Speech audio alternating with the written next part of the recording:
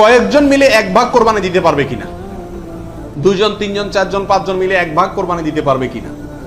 প্রবাসে দেখা যায় একটা রুমে তিনজন চারজন আছে, তো কোরবানিদের দিন চারজন মিলে যায় কি করে, একটা ছাগল কিনে নিয়ে আসে, আয়না জবাই করে। তো চারজন মিলে যদি একটা ছাগল দেয় অথবা একটা অংশ গরুতে হোক অথবা ছাগলে হোক, কোরবানিতে যদি একাধিক ব্যক্তি যদি এক অংশ দেয়, কোরবানি হবে? হবে না।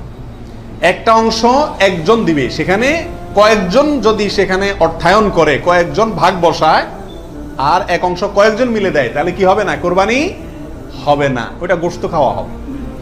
প্রবাসে যারা যেসব ভাইয়েরা, লক্ষ লক্ষ ভাইয়েরা প্রবাসী আছেন, দেখা যায় যে 5 জন 6 জন 7 জন একটা রুমে আছেন, তো তারা সবাই মিলে একটা ছাগল কিনে এনে গোশত খান, কোরবানি তাদের উদ্দেশ্য থাকে না। আমি তাদেরকে অনুরোধ করব যে আপনারা কেন একটা পদ্ধতি অবলম্বন করেন না, যাতে আপনাদের কোরবানির সওয়াব হবে, গোশতও খাওয়া হবে।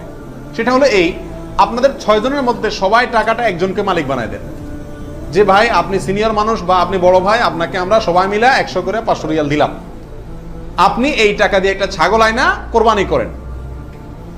উনি ওনার জন্যই কোরবানি করলো, আপনারা সবাই টাকাটা দিলেন, তাহলে আপনারা যে সহায়তা করলেন সব পেলেন কি পেলেন না, আর ওনার কোরবানিটাও হয়ে গেল, গোশতও খাওয়া হয়ে গেল, একসাথে সবগুলা পাখি এক ডিলে মারা গেল।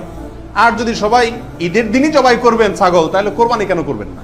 একটু চালাক হলেই কোরবানির সওয়াবটাও হয়ে যাচ্ছে, গোশত খাওয়াটাও হয়ে যাচ্ছে। প্রবাসী ভাইদের ভিতরে এই সমস্যাটা প্রকট, প্রচুর পরিমাণ দেখা যায় যে 5-6 জন মিলে ছাগল কিনে কোরবানির নিয়ত কেউই করে না, অথবা সবাই মিলে কোরবানির নিয়ত করে, যার দুইটাই কি ভুল।